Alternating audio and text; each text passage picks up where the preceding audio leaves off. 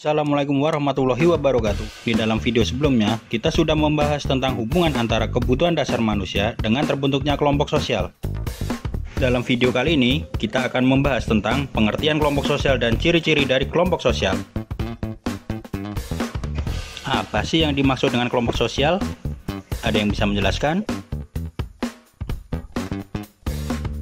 Menurut Kamus Sosiologi karya Brian S. Turner, kelompok sosial adalah sekumpulan individu yang berinteraksi dan membentuk hubungan sosial. Sedangkan menurut Meyer Polak, kelompok sosial adalah sejumlah orang yang satu dengan yang lainnya memiliki hubungan sebagai sebuah struktur untuk memenuhi kepentingan bersama.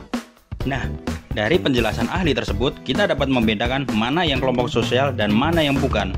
Sebagai contoh, seseorang yang berkumpul di jalan saat lampu lalu lintas menyala merah tentu bukan kelompok sosial. Lalu, apa ciri-ciri kelompok sosial? Menurut Suryono Sukamto, syarat satu himpunan individu dikatakan sebagai kelompok sosial adalah: yang pertama, adanya kesadaran setiap anggota kelompok bahwa ia bagian dari kelompok tersebut. Sebagai contoh, kalian siswa Taman Sari, tentu kalian sadar saat melakukan pembelajaran daring tidak salah server ke sekolah atau grup yang lain.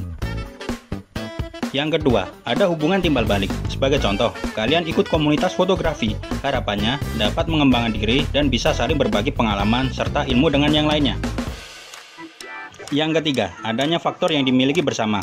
Jelas sekali alasan kita berkelompok karena adanya nasib yang sama, selera yang sama, pemikiran yang sama, lawan yang sama, dan tujuan yang sama.